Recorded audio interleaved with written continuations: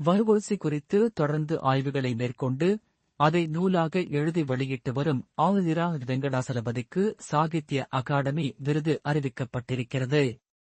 இவருடைய திருநெல்வேலி எழுச்சியும் வஹுவோசியும் 1908 என்கிற நூலுக்காக விருது அறிவிக்கப்பட்டிருக்கிறது. ஒரே நாடு ஒரே தேர்தல் மசோதாக்களை ஆய்வு செய்ய 33 எம்பிக்களை கொண்ட கூட்டுக்குழு அமைக்கப்பட்டுள்ளது.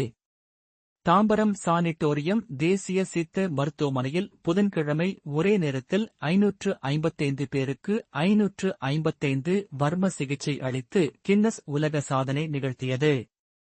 வளைகுடா நாடுகள் ஒத்துழைப்பு அமைப்பின் தலைமை பொறுப்பை வகித்து வரும் குவைத்திற்கு பிரதமர் மோடி டிசம்பர் 21 செல்ல உள்ளார்.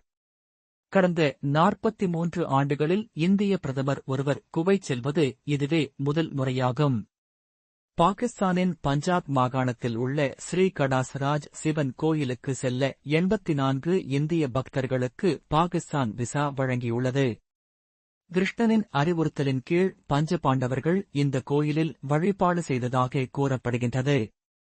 சர்வதேச கால்பந்து சம்மேளனத்தின் நடப்பாண்டுக்கான சிறந்த சேர்ந்த வீரர் விருதை பிரேசிலைச் சேர்ந்த ரியல் மாட்ரிட் வீரர் வினிசியஸ் ஜூனியரும், சிறந்த வீராங்கனை விருதை ஸ்பெயினைச் சேர்ந்த பார்சிலோ வீராங்கனை ஐட்டானா பொன்மட்டியும் வென்றனர்.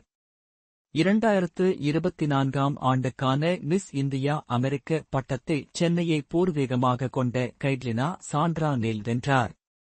திருமணம் ஆனவர்களுக்கான இந்திய அமெரிக்க அழகி பட்டத்தை சன்ஸ்கிருதி சர்மா வென்றார். 10 வயதினவருக்கான மிஸ் டீன் அழகு பட்டத்தை அர்ஷிதா கதபாலியா வென்றார்.